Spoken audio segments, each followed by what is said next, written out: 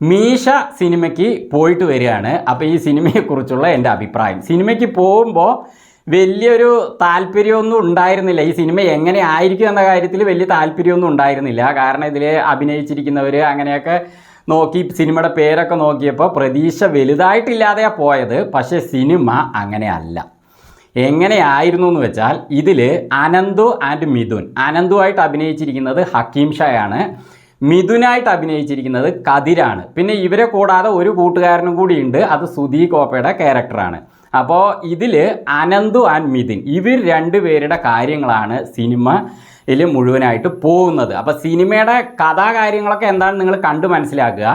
അപ്പോൾ ഇതിൽ അനന്തുവായിട്ട് വന്നിരിക്കുന്ന ഹക്കീം ഷാ വലിയ സംഭവങ്ങളൊന്നുമില്ല. കാരണം പുള്ളി പൊതുവേ ചെയ്യുന്ന പോലത്തെ ഒരു വേഷം. പിന്നെ ആ ഒരു അനന്തു സിനിമയുടെ തുടക്കത്തിൽ നിന്ന് കുറച്ചങ്ങോട്ട് പോയിട്ട് പിന്നെ ഒരു നിരാശയും ഒരു സുഖമില്ലാത്ത ക്യാരക്ടറായിട്ട് മാറുകയാണ്. പക്ഷേ പിന്നീട് കുറച്ചുകൂടി കഴിയുമ്പോൾ ഹക്കീം ഷായുടെ കഥാപാത്രം അങ്ങോട്ട് നല്ല ഊർജ്ജസ്വലതയോടെ മാറുന്നുമുണ്ട്. അപ്പോൾ ആ വേഷം പുള്ളി കുഴപ്പമില്ല ചെയ്തിട്ടുണ്ട്. പക്ഷേ എനിക്കിതിൽ ഹക്കീം ഷായെ കുറിച്ചല്ല പറയാനുള്ളത്.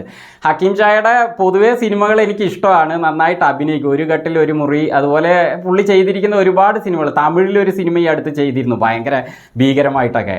അപ്പോൾ പുള്ളി നല്ലൊരു നടനാണ്. പക്ഷേ ഇതിൽ ഒരു ലെവലിൽ ആദ്യം പോയി, പിന്നെ അതിന് ശേഷം കുറച്ച് കഴിഞ്ഞിട്ട് ഒന്ന് ഉഷാറായി അങ്ങനെ പോകുന്നു. പക്ഷേ എനിക്ക് ശരിക്കും ഈ സിനിമയിൽ ഇഷ്ടമായത് കതിരിനെയാണ്.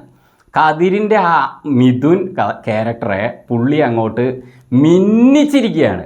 പുള്ളിയുടെ ആ ഒരു സ്ക്രീൻ പ്രസൻസ്, അഭിനയം, തുടക്കം മുതൽ അവസാനം വരെ ഒരു നല്ല കിടിലൻ ചെറുപ്പക്കാരനായിട്ട് പുള്ളി അങ്ങോട്ട് മിന്നിയിരിക്കുകയാണ്. കതിരിനെ കൊണ്ട് തന്നെ എനിക്ക് ഈ സിനിമ ഓക്കെ ആയി. പുള്ളി ആ ശരിക്കും പറഞ്ഞാൽ ഒന്നുകൂടി ഈ സിനിമ കണ്ടിട്ട് പുള്ളിയുടെ ആ ഓരോ സീനും കാണണമെന്ന് ആഗ്രഹിച്ചു പോയിരിക്കുകയാണ്. കാരണം പുള്ളിയുടെ ആ ഒരു അനന്തു ക്യാരക്ടറിന് കുറേ ത്രില്ലിങ്ങായ കാര്യങ്ങൾ ചെയ്യാനുണ്ട്. അതേപോലെ നല്ലൊരു കൂട്ടുകാരനായിട്ട്, അതേപോലെ വേറെ അങ്ങേരുടെ രാഷ്ട്രീയപരമായിട്ട് അങ്ങനെ കുറേ സംഭവങ്ങളുണ്ട്. എല്ലാം തന്നെ കതിര് പക്കാവായിട്ട് ചെയ്തിട്ടുണ്ട് കേട്ടോ. സിനിമ മുഴുവൻ പുള്ളി അങ്ങോട്ട് നിറഞ്ഞങ്ങോട്ട് നിൽക്കുകയാണ്. പിന്നെ വില്ലൻ റോൾ ചെയ്തിരിക്കുന്നത് ജിയോ ബേബിയാണ്. അതൊരു സൈലൻറ്റ് കഥാപാത്രം പോലെ വന്നിട്ട് രാഷ്ട്രീയപരമായിട്ട് പുള്ളി ചെയ്യുന്ന കാര്യങ്ങളാണ്. അത് ശരിക്കും പറഞ്ഞാൽ ഇന്നത്തെ സമൂഹത്തിൽ അങ്ങനത്തെ രാഷ്ട്രീയക്കാരുണ്ട്. അതാണ് ഈ സിനിമയിൽ അങ്ങനെ എടുത്തു കാണിച്ചിരിക്കുന്നത്. പുള്ളിയുടെ ആ വില്ലൻ വേഷവും കുഴപ്പമില്ല. പിന്നെ ഇതിൻ്റെ കഥ എഴുതിയിരിക്കുന്നതും സംവിധാനം ചെയ്തിരിക്കുന്നതും ഡയലോഗും എല്ലാം തന്നെ MC ജോസഫാണ്. MC ജോസഫ് നന്നായിട്ട് ഡയറക്റ്റ് ചെയ്തിട്ടുണ്ട്. നല്ലൊരു ത്രില്ലിംഗ് ഉള്ള കഥയാണ് എഴുതിയിരിക്കുന്നത്. പക്ഷേ ഒരു പ്രശ്നമുണ്ടാകും, എന്താ ഞാൻ പിന്നെ പറയാം. അപ്പോൾ പുള്ളി ആ ഡയലോഗ് റൈറ്റിംഗ് എല്ലാം തന്നെ ആ കൂട്ടുകാർക്കിടയിലുള്ള ബന്ധം അതെല്ലാം പുള്ളി പൊളിച്ച് തന്നെ ചെയ്തിട്ടുണ്ട് MC ജോസഫ്. പിന്നെ ഇതിൻ്റെ മ്യൂസിക് കൊടുത്തിരിക്കുന്നത് സൂരജ് K കുറുപ്പാണ്. നല്ല പൊളിച്ച മ്യൂസിക്കാട്ടോ, BGM. ഈ സിനിമ നല്ല ത്രില്ലിംഗ് ഉള്ളൊരു സിനിമയാണ്. അതുകൊണ്ട് തന്നെ അതിന് പല സ്ഥലങ്ങളിലും നല്ല ഹൈ പിച്ചിലുള്ള BGM കൊടുക്കണം. അതൊക്കെ നന്നായിട്ട് കൊടുത്തിട്ടുണ്ട്. ഈ സിനിമയുടെ ആ ഒരു ലെവലിനനുസരിച്ചുള്ള നല്ല BGM തന്നെ കൊടുത്തിട്ടുണ്ട്. പിന്നെ ഇതിൽ ഷൈൻ ടോം ചാക്കോ ഉണ്ട്. പുള്ളി ഈ സിനിമയിൽ ഈ കഥാപാത്രങ്ങളുടെ അല്ലാതെ വേറൊരു സെക്ഷനായിട്ടാണ് പുള്ളി വരുന്നത്.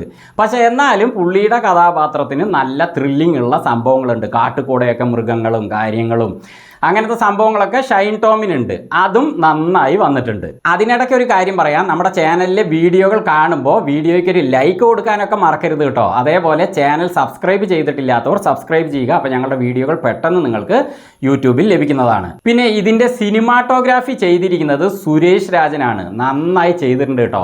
കാരണം ഇത് കാട്ടിൻ്റെ ഉള്ളിൽ കൂടെ ഇരുട്ടിൽ പലതരം കളർ ഗ്രേഡിങ് ഇതിൽ കൊടുക്കാനുണ്ട്. അതൊക്കെ എഡിറ്ററാണ് ചെയ്തിട്ടുണ്ടാവുക. പക്ഷേ ക്യാമറയിലും കുറേ കാര്യങ്ങൾ അതിന് ചെയ്യാനുണ്ട്. അപ്പോൾ ഇതിൽ വാഹനങ്ങളിൽ പോകുമ്പോൾ കുറേ കാര്യങ്ങൾ മൂവിങ്ങിൽ എടുക്കാനുണ്ട്. ഒക്കെ തന്നെ സിനിമാറ്റോഗ്രാഫി സുരേഷ് രാജൻ നന്നായിട്ട് ചെയ്തിട്ടുണ്ട്. പിന്നെ എഡിറ്റിങ്ങിൻ്റെ കാര്യം മനോജാണ് ചെയ്തിരിക്കുന്നത്. ഞാൻ നേരത്തെ പറഞ്ഞ പോലെ കുറേ കളർ ഗ്രേഡിങ്ങുകൾ കൊടുക്കാനുണ്ട്. അതേപോലെ രാത്രിയിലുള്ള സംഭവങ്ങളൊക്കെ ഉണ്ട്. പിന്നെ ചില സ്ഥലത്തൊക്കെ അങ്ങനെ സ്ക്രീന് ഡാർക്കിലേക്ക് പോയിട്ട് പിന്നെ ബ്രൈറ്റിലേക്ക് വരുന്ന സംഭവങ്ങളൊക്കെ ഉണ്ട്. അതൊക്കെ ട്രാൻസിഷനൊക്കെ നന്നായിട്ട് കൊടുത്തിട്ടുണ്ട്. അങ്ങനെ ഇത് നല്ലൊരു ത്രില്ലിംഗ് ഉള്ള നല്ല ഒരു കൂട്ടുകാരുടെ സ്നേഹബന്ധം പറയുന്ന രാഷ്ട്രീയ ഇടപെടലുകളുള്ള ഒരു നല്ല മൂവി തന്നെയാണ്. പക്ഷേ ഇതിൻ്റെ അവസാനമായപ്പോൾ ചില കാര്യങ്ങൾ ക്ലൈമാക്സ് എന്തായി, ക്ലൈമാക്സിൽ എന്താ അങ്ങനെ ആയത്?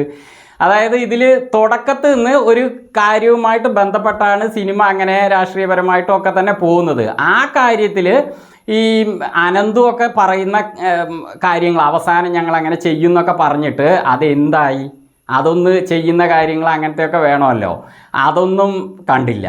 അപ്പോൾ അതിൻ്റെ ഒരു കുറവ് എനിക്ക് തോന്നി. പക്ഷേ ഈ സിനിമയിൽ ഞാൻ ഇത്ര നേരം പറഞ്ഞ കാര്യങ്ങളൊക്കെ തന്നെ കിടിലനായതുകൊണ്ട് സിനിമ കണ്ടിരിക്കാൻ കുഴപ്പമൊന്നുമില്ല കേട്ടോ. നല്ലൊരു മൂവിയാണ്. എന്തായാലും കതിരിൻ്റെ ഇതേപോലത്തെ ആ എനർജറ്റിക് ആയ പവർഫുൾ അഭിനയം ഇനിയും സിനിമകളിൽ പ്രതീക്ഷിക്കുന്നു.